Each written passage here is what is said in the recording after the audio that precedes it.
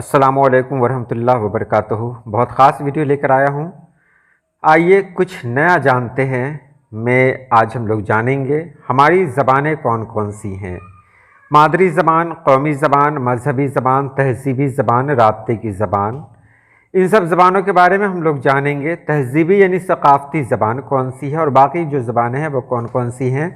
तो चलिए हम वीडियो शुरू करते हैं। सबसे पहले बात करते हैं मादरी ज़बान की। तो अल्हम्दुलिल्लाह हम लोगों की मादरी ज़बान उर्दू है। ये वीडियो भारत के लिए है क्योंकि यहाँ कुछ ज़बानें ऐसी हैं जो भारत के लोग ही बोलते हैं, इसलिए ये ख़ास तौर से भारत के लिए है। हमारी मादरी ज़बान उर्दू है और हम जो कुछ पढ़ते हैं लिखते हैं उर्दू में ही पढ़ते हैं। अब ये जान लेना ज़रूरी है कि ज़बान किसे कहते हैं। तो ज़बान उसे कहते हैं जिसकी कोई कवायद हो, यानी जिसको कोई लिखने का तरीक़ा हो, जिसकी विरासत हो, यानी जिसका सरमाया हो, अदबी सरमाया हो, तो उसे ज़बान कहते हैं। उर्दू एक ज़बान है। ज़बान को बोला भी जा सकता है, लिखा भी जा सकता है। तो उर्दू हमारी मादरी ज़बान है। अब मादरी ज़बान की एक और मिसाल मैं आपको दे दूं कि हमारे इलाके में जो पढ़े लिखे लोग हैं वो लोग किस ज़बान का इस्तेमाल करते हैं। हमारे यहाँ मिलाद हुआ करता है, महफ़िलें हुआ करती हैं, बहुत सारे प्रोग्राम हुआ करते हैं। वहाँ मस्जिदों में जो इमाम हैं वो खुतबे दिया करते हैं, वो तकरीर किया करते हैं। तो वो किस ज़बान में तकरीर किया करते हैं, मिलाद में किस ज़बान का इस्तेमाल होता है। तो जिस ज़बान का इस्तेमाल होता है उसी को कहते हैं मादरी ज़बान। इसको जान लेना ज़रूरी है। बहुत सारे लोग कन्फ्यूज़्ड हो जाते हैं कि उर्दू तो हमारी मादरी ज़बान नहीं है, हम लोग तो देहाती ज़बान बोलते हैं। तो देहाती ज़बान नहीं बोलते हैं हम लोग, वो बोली है। बोली की यहाँ बात नहीं हो रही है। बोली तो बोलते ही हैं, सारे के सारे लोग बोली बोलते हैं। लेकिन यहाँ बात करें ज़बान की तो हम लोगों की मादरी ज़बान उर्दू है। और ये मादरी ज़बान पाकिस्तान वालों की भी उर्दू है। उसके बाद कौमी ज़बान की बात करें तो हम भारत में रहने वाले हैं, हमारी कौमी ज़बान हिंदी है, जबकि पाकिस्तान वालों की कौमी ज़बान उर्दू ही है।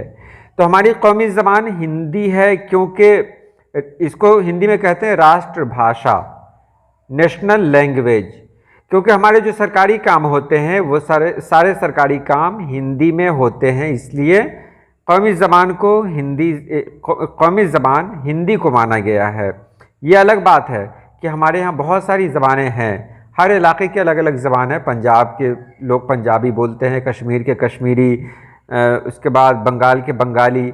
लेकिन हिंदी एक ऐसी ज़बान है जो हर जगह बोली जाती है। तो ये कौमी ज़बान है हमारी हिंदी। उसके बाद बात करें मजहबी ज़बान की तो हमारी मजहबी ज़बान अरबी है। क्योंकि जो भी मजहबी किताबें हैं, भले ही उसका तर्जुमा उर्दू में कर दिया गया हो या किसी दूसरी ज़बानों में कर दिया गया हो, लेकिन असल वो अरबी में ही है। मजहबी ज़बान, हम लोग मज़हब से ताल्लुक़ रखते हैं और ये भी जानते हैं कि जब कोई मर के कब्र में जाता है तो फरिश्ते उससे 3 सवाल करते हैं। वो सारे सवालात अरबी में ही होते हैं। अज़ान अरबी में होती है। उसके बाद जो नमाज़ें हैं, नमाज में जो सूरे पढ़े जाते हैं वो सब अरबी हैं। तो मज़हब से जुड़ी हुई ये ज़बान है, तो हमारी मजहबी ज़बान ये अरबी है। उसके बाद सकाफ़ती ज़बान की बात करें, सकाफ़ती जिसको तहज़ीबी ज़बान भी कह सकते हैं, तो हमारी तहज़ीबी ज़बान है फ़ारसी। भले ही सरकार की गलत पॉलिसियों की वजह से हम बिहार वाले को बहुत नुकसान उठाना पड़ा। आज फ़ारसी को स्कूलों से हटा दिया गया है, लोग फ़ारसी से दूर हो गए हैं। नतीजा ये हुआ कि अपनी तहज़ीबी ज़बान यानी अपनी सकाफ़ती ज़बान से दूर हो गए। बहुत पहले कहा गया था कि जिसकी फ़ारसी मजबूत होती है उसकी उर्दू बहुत मजबूत होती है, क्योंकि उर्दू में बहुत सारे अल्फाज फ़ारसी के हैं। तो हमारी सकाफ़ती ज़बान ये फ़ारसी है, क्योंकि आपने गुलस्तान बोस्तान ये सब का नाम सुना होगा। शेख सादी हैं, मौलाना रोम है, ये सब कौन है? ये सब तो फ़ारसी के हैं। तो जान लिया हमारी तहज़ीबी ज़बान फ़ारसी है। और ये आखिरी ज़बान जो मैं आपको बता रहा हूँ कि अवामी राब्ते की ज़बान ये है, तो ये अंग्रेज़ी है। इसको इंटरनेशनल यानी बैनुल अक़वामी ज़बान भी कहते हैं, बैनुल अक़वामी ज़बान। हम कहीं और जाएंगे तो इस ज़बान का इस्तेमाल करते हैं। ये 5 ज़बानें हैं जिसका इस्तेमाल हम किसी न किसी रूप में करते ही हैं। फ़ारसी ही एक ऐसी ज़बान है जिसका इस्तेमाल बहुत कम करते हैं हम लोग। बहरहाल ये पांचों ज़बानें हैं और हम इनका इस्तेमाल करते हैं। सभी की ज़बानें अलग अलग हैं, लेकिन सकाफ़ती ज़बान, मज़हबी ज़बान, ये सब जो ज़बानें हैं सब की कोई ना कोई होंगी। तो आज की वीडियो में इतना ही। इंशाल्लाह फिर मिलते हैं किसी नई वीडियो में। अल्लाह पाक आप सभी लोगों को खुश रखे, आबाद रखे। अल्लाह हाफिज़।